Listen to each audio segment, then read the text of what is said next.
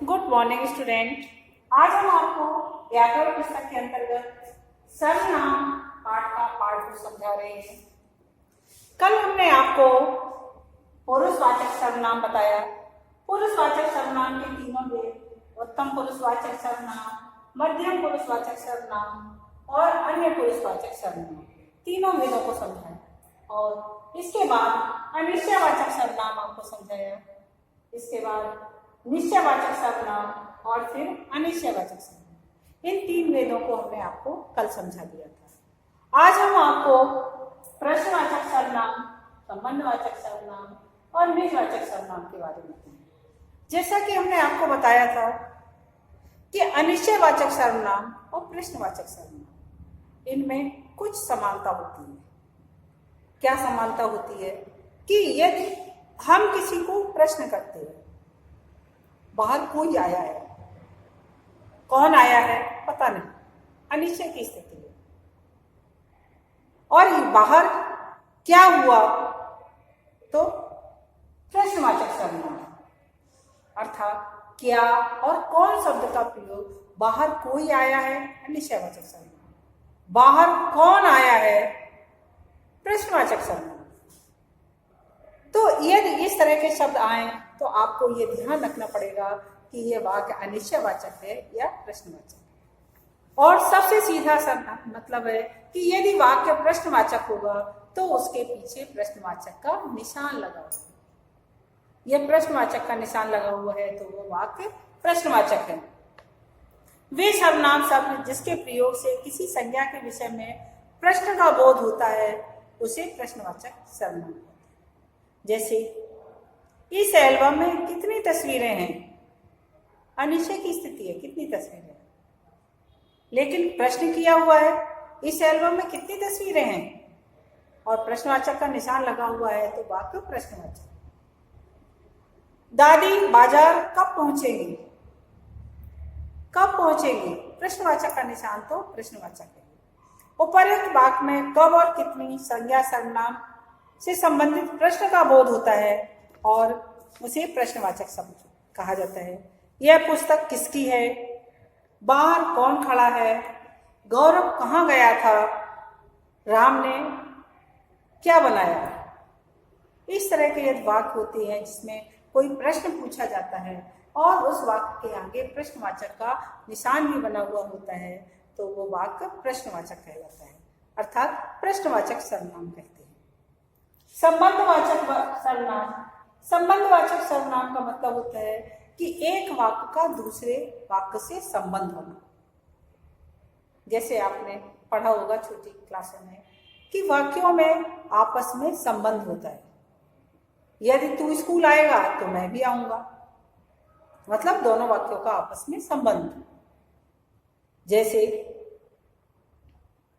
यदि तू पढ़ेगा तो पास होगा, यदि वर्षा होगी तो फसल अच्छी होगी। एक वाक्य का दूसरे से संबंध होना। वे सर्वनाम शब्द जो वाक्य में आए शब्दों का परस्पर या आपस में संबंध बताते हैं उन्हें संबंधवाचक सर्वनाम कहा जाता है। ये संबंधवाचक सर्वनाम, जैसे जिसने झूठ बोला है उसे सजा जरूर मिलेगी, तुम पढ़ाई करोगे तो अवश्य पास होगी। आपने काल पढ़ा होगा। काल पाठ में हेतु हेतुमत भूतकाल और हेतु हेतुमत भविष्यत्काल। यदि आपने हेतु हेतुमत भूतकाल पढ़ा, यदि वर्षा होगी, यदि वर्षा होती तो फसल अच्छी होती, और हेतु हेतुमत भविष्यत्काल, यदि वर्षा होगी तो फसल अच्छी होगी। यदि इस तरह के वाक्य आते हैं जो एक वाक्य दूसरे वाक्य से संबंध स्थापित करता है, इसमें सर्वनाम शब्द कौन हुआ, उसे, यदि और तो, उसे और जिसे, जो और वो, जिसने और उसने, इस तरह के जो शब्द होते हैं वो सर्वनाम शब्द कहलाते हैं, जिनके द्वारा वाक्य में संबंध स्थापित किया जाता है। कुछ वाक्य इसमें मिश्र वाक्य भी होते हैं, उसमें भी वाक्य से संबंध स्थापित किया जाता है। तो इस तरह के वाक्य यदि आते हैं तो वो संबंधवाचक सर्वनाम कहलाता है, वाक्य संबंधवाचक सर्वनाम कहलाता है। और यदि उसमें से आपको ढूंढने के लिए कहा जाए कि इसमें सर्वनाम शब्द ढूंढ करके लिखिए, बताइए तो जो पढ़ रही थी वो मेरी दीदी है। तो जो और वो ये सर्वनाम शब्द है। जिसने झूठ बोला था उसे सजा जरूर मिलेगी। जिसने और उसे, ये सर्वनाम शब्द है। डियर स्टूडेंट, यदि सर्वनाम शब्दों का प्रयोग हम एक वाक्य से दूसरे वाक्यों में संबंध स्थापित करने के लिए करते हैं तो वो संबंधवाचक सर्वनाम कहलाते हैं।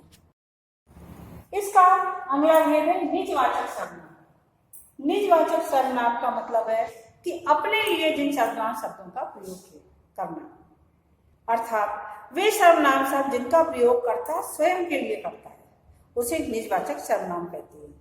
मैं अपनी चीजें खुद संभाल कर रख सकती हूँ। मैं अपना कार्य स्वयं कर लूंगा। माँ, अब हम दोनों अपना काम अपने आप किया करेंगे। मैं अपनी पुस्तकों पर अपना नाम स्वयं लिखूंगा। इस तरह के वाक्य। मैं अपनी रोटी स्वयं बनाऊंगी। स्वयं हो, अपने आप हो या खुद हो, इस तरह के शब्दों का यदि प्रयोग किया जाता है तो वो निजवाचक सर्वनाम कहलाते हैं। डियर स्टूडेंट, निजवाचक सर्वनाम और आदर्शसूचक सर्वनाम में क्या अंतर होता है? जैसे कि हमने पुरुषवाचक सर्वनाम में आपको बताया था, उत्तम पुरुष का प्रयोग तो हम अपने लिए करते हैं और मध्यम पुरुष का प्रयोग हम दूसरों के लिए करते हैं, सुनने वाले के लिए करते हैं। तुम बाजार जाओ, यदि हमने ऐसा कहा लेकिन वो हमसे बड़ा है, हमें उसे आदर देना है, तो हम उसके लिए क्या बोलेंगे? आप बाजार जाइए। क्या आपने अपनी पढ़ाई कर ली क्या?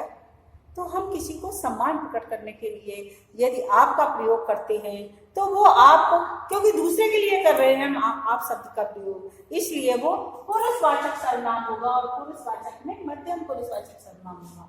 लेकिन उसी आप शब्द का प्रयोग हम अपने लिए करते हैं। जैसे मैं यह कार्य अपने आप कर लूंगा, तो आप शब्द का प्रयोग हमने किसके लिए किया? अपने स्वयं के लिए किया। तो यदि हम स्वयं के लिए आप शब्द का प्रयोग करते हैं तो वो निजवाचक सर्वनाम होगा। डियर स्टूडेंट, यदि निजवाचक सर्वनाम में हम आप शब्द का प्रयोग करते हैं तब तो वो निजवाचक सर्वनाम है, और यदि आदर्शसूचक अर्थात मध्यम पुरुष के स्थान पर यदि हम आप शब्द का प्रयोग करते हैं तो वो आदर्शसूचक आप कहलाता है। आपको अंतर समझ में आ गया होगा कि किस तरह से आदर्शसूचक आप और निजवाचक आप में क्या अंतर होता है। डियर स्टूडेंट, आपको इसको ध्यानपूर्वक देखना है और सुनना है। बहुत सारे शब्द दिए गए इसमें, जिसमें आप ये पता कर लेंगे कि कौन मध्यम पुरुष, उत्तम पुरुष और अन्य पुरुष के लिए किन किन शब्दों का प्रयोग किया गया है। धन्यवाद।